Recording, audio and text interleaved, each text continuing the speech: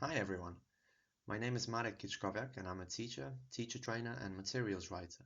And I'm also a founder of TEFL Equity Advocates where I run teacher training courses about issues such as English as a lingua franca, which I'm going to tell you more about in this video, and native and non-native speakers. So this is another EFL Talks video about different ELT terms, and in this video I'm going to talk about ELF, or English as a lingua franca.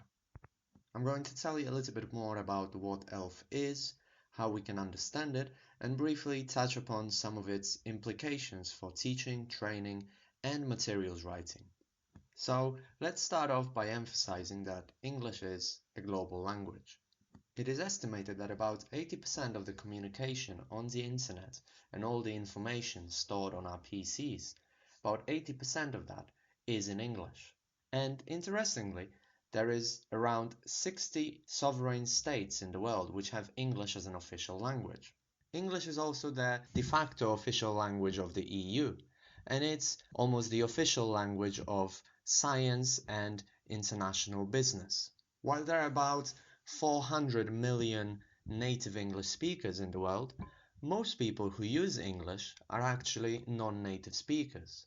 I know that these two terms are controversial, but I won't get into more details about them in this video, and you can check out the other video that I did for EFL Talks, where I discuss the terms native and non-native speakers and what they mean in ELT. However, despite this global nature of English, there are only 7 countries which are recognized as English-speaking countries and therefore are recognized as having native English speakers. For example, for visa regulations in countries such as China. And these countries are here on the map in the dark blue.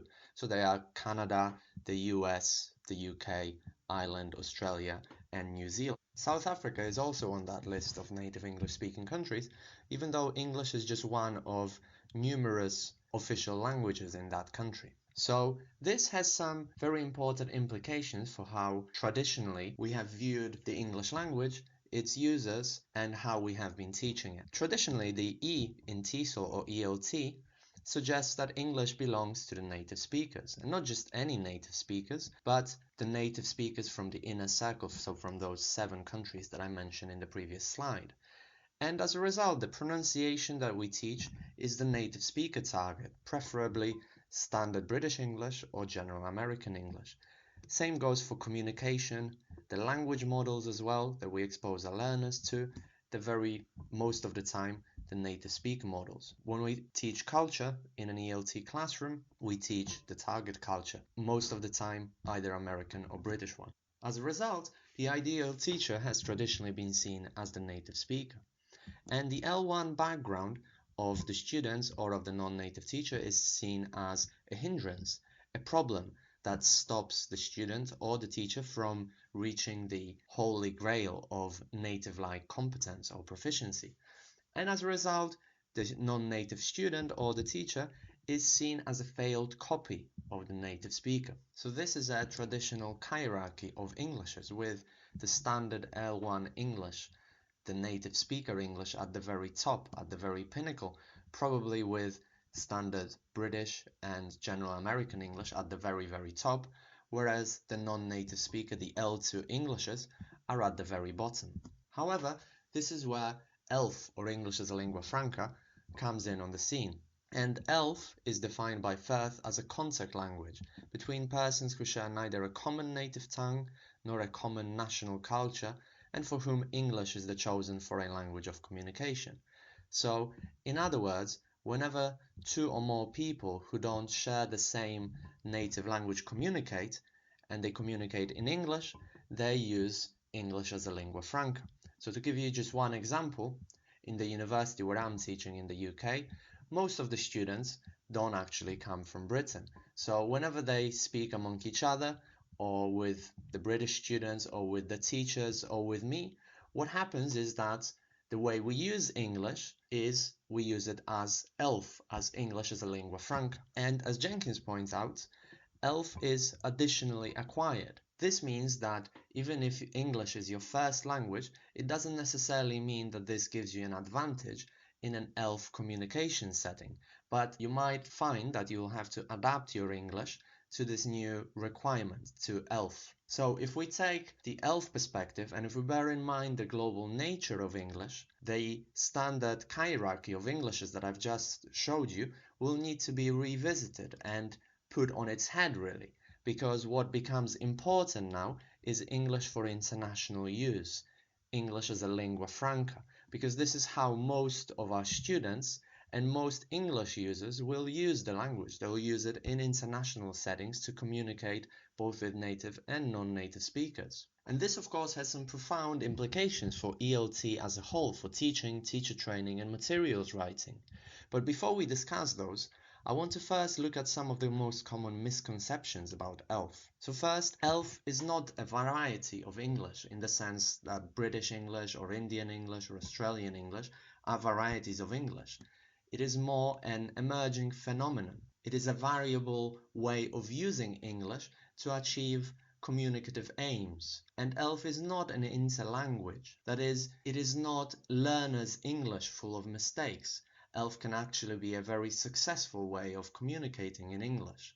And ELF is not a simplified type of English. And ELF research does not exclude native speakers. As I pointed out before, native speakers are also included in ELF. However, they might need to adapt the way they use English in order to fit this new communicative setting. And ELF is also not an anything goes linguistic process. When ELF users say things that perhaps are different from the way a native English speaker might say it, they are actually using the inherent linguistic and morphological and syntactic resources of the English language that are inherent to it. So, in short, try to think of ELF not as a variety of English, but rather as a way of using it in international settings to communicate with both native and non-native speakers using English when there is no other common language. And as I said, this has some profound implications for how we teach English, for how we train teachers, and for what materials we write. Obviously, I can't discuss all of them here, so I will touch upon some of them just very briefly. First of all, I think it requires us to rethink what language models we expose our learners to. And I think what we should do as teachers is introduce more non-native speaker models of English in the classroom. So show videos of successful communication between non-native speakers, successful ELF communication. In teacher training, we should introduce our trainees to ELF research and talk about the global nature of English and what implications it has for teaching of English. And in materials writing, I think it's also very important to introduce audio materials and texts about ELF and that show successful ELF use, and to introduce learners to different cultures, not just the target culture of the English-speaking countries, but to show them how to communicate effectively using intercultural competence. ELF research has some also very important implications for teaching of pronunciation. Rather than focusing on a native English-speaking model of pronunciation, if we adopt the ELF perspective, we can focus on the Lingua Franca core, which is a model proposed by Jennifer Jenkins, who studied how international students communicated in English and how they achieved intelligibility and what features of pronunciation were necessary to achieve intelligibility in ELF settings. So she found out that the features that are necessary for intelligibility are all consonants apart from the th, long and short vowels and the difference between them, nuclear stress, and consonant clusters. However, many of the features that we teach traditionally, such as sentence stress, weak forms, and many features of connected speech, are not necessary for intelligibility.